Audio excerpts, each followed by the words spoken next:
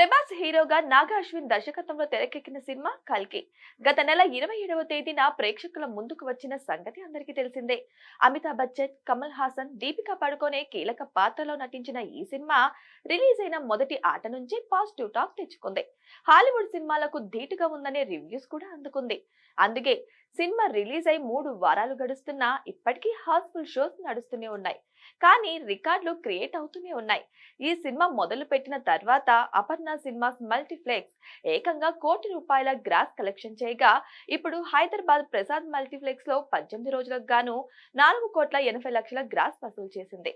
ఇక ఇప్పటికే 1,000 కోట్ల కలెక్షన్లు రాబట్టిన కల్కి 1,100 కోట్ల కలెక్షన్ల దిశగా పరుగులు పెడుతుంది.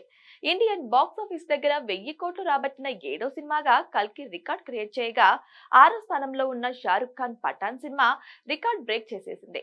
ఇక ఇప్పుడు జవాన్ రికార్డులపై కన్నేసింది.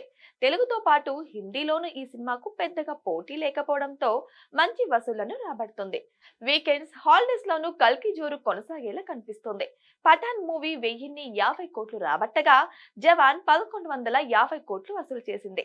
ఎలాగో పఠాన్ ను కల్కి క్రాస్ చేసింది కాబట్టి నెక్స్ట్ జవాన్ రికార్డులను కూడా అధిగమించే అవకాశాలు ఉన్నాయి. ఇదే జరిగితే దంగల్, బాహుబలి 2, KGF 2, RRR తర్వాత 5వ ప్లేస్ లో కల్కి నిలవనుంది.